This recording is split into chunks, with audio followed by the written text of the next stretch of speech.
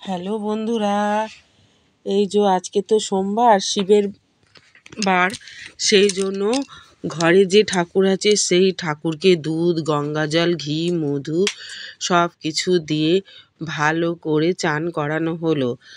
তারপর আস্তে আস্তে করে সব ঠাকুরকে একে একে ফুলমালা, তারপর বেলপাতা, তারপর ফুল আস্তে আস্তে করে ঠাকুরকে দিলাম। দেবার পর একে একে উপরে যেসব ঠাকুরগুলো ছিল তাদেরকে পয় পরিষ্কার করে তার মধ্যে গঙ্গা জল দিয়ে ভালো করে এক এক করে ফুল ঘটের মধ্যে দিলাম। প্রথমে বেলপাতা, তারপর ফুল, তারপর দূর্বা, সব কিছু আস্তে আস্তে করে দিচ্ছি। গণেশ ঠাকুরও কিন্তু বেলপাতা খুব পছন্দ করে। তারপর লক্ষ্মী ঠাকুরের ঘটে বেলপাতা দিলাম। তারপর দিলাম মনসা ঠাকুরের ঘটে বেলপাতা। তারপর দিলাম ধনলক্ষ্মীর কাছে বেলপাতা।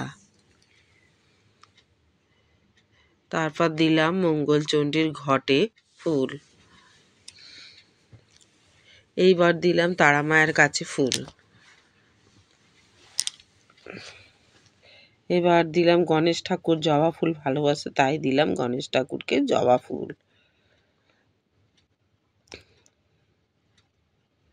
তারপর দিলাম লক্ষ্মী ঠাকুরের ঘটে ফুল।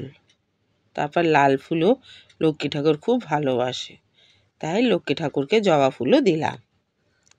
এবার দিলাম ধনলক্ষ্মীকে হলুদ ফুল, কারণ গাঁদা ফুল খুব ভালোবাসে, তাই গাঁদা ফুলও দিলাম, আবার জবা ফুলও দিলাম।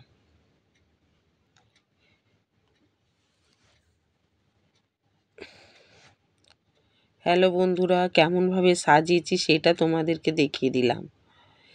এইবার এলো রাধাকৃষ্ণ। রাধাকৃষ্ণকে আস্তে আস্তে স্নান করিয়ে এক এক করে ফুল, তারপর তুলসী পাতা রাধা গোবিন্দ চরণে দিতে হয়। তারপর গোপাল সোনাকে খাইয়ে দিলাম শশা, সন্দেশ। তারপর প্রত্যেকটা গোমাতাকেও খাইয়ে দিলাম। গোমাতাকে প্রত্যেক দিন দুব্বা দিই, কারণ গোমাতা তো দুব্বা খেতে ভালোবাসে, তাই জল দিয়ে গোমাতাকে দিলাম।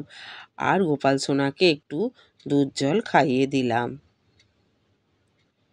খাওয়াচ্ছি।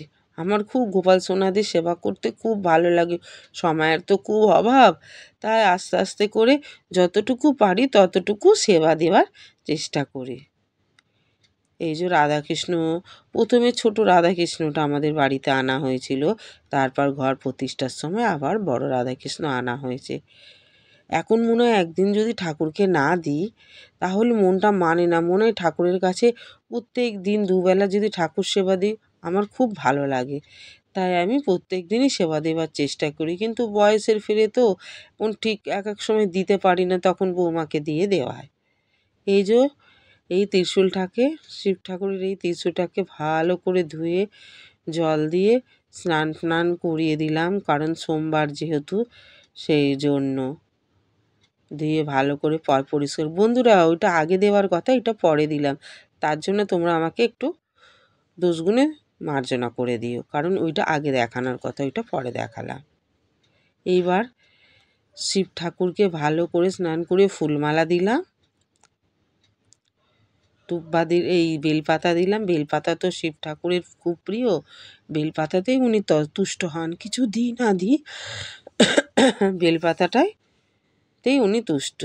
এরপর রাধা গোবিন্দকে তুলসী পাতা দিলাম, ফুল দিলাম।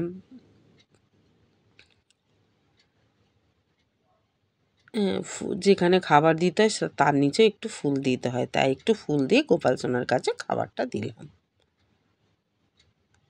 এবার রাধা গোবিন্দর কাছে খাবারটা দিলাম।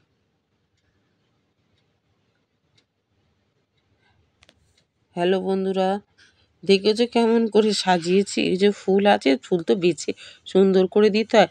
এইবার আমাদের পাশে যে মন্দিরটা আছে, শিবের মন্দির, এই যে সাজিয়ে নিলাম গামলির মধ্যে ফুল, সন্দেশ, মোমবাতি, ধূপকাঠি